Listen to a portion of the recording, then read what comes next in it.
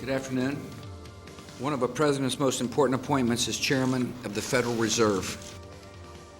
Across the world, the Fed is the symbol of the integrity and the reliability of our financial system.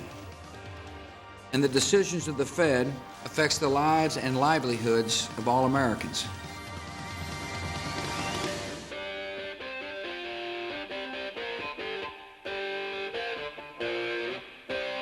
What do you know about the Federal Reserve? Not much. I think we're mysterious to people. I think they're not sure what we do. The Fed is supposed to be the guardian of financial stability, preventing chaos in markets. Now, usually it can do that. In the summer of 2008, it couldn't do that, and we did get chaos. I'm on record as saying that I thought the Fed kept interest rates too low for too long. All of that led to, as you know, a big boom and a big bust. There were some of us that were writing back then, guys, this is absurd. This can't happen. It's going to end in tears. The Fed failed to prevent the housing bubble, the predatory lending scandal, and utterly failed to prevent the financial crisis. So we failed to regulate the most important part of our financial system. I hate to say this as a former vice chairman of the Fed. If it had done some of those things differently, we would never have had a crisis of that magnitude. And I don't think any of us who've ever worked at the Fed take any comfort from the fact that somebody screwed up.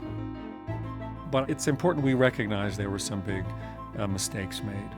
Didn't the Federal Reserve System fail?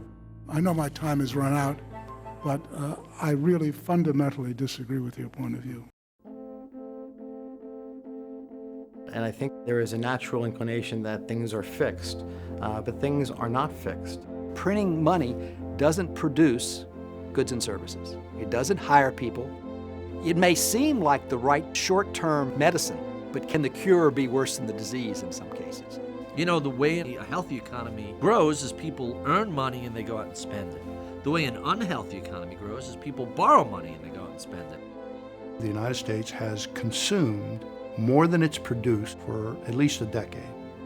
What country, ask yourself, in history can do that indefinitely, forever?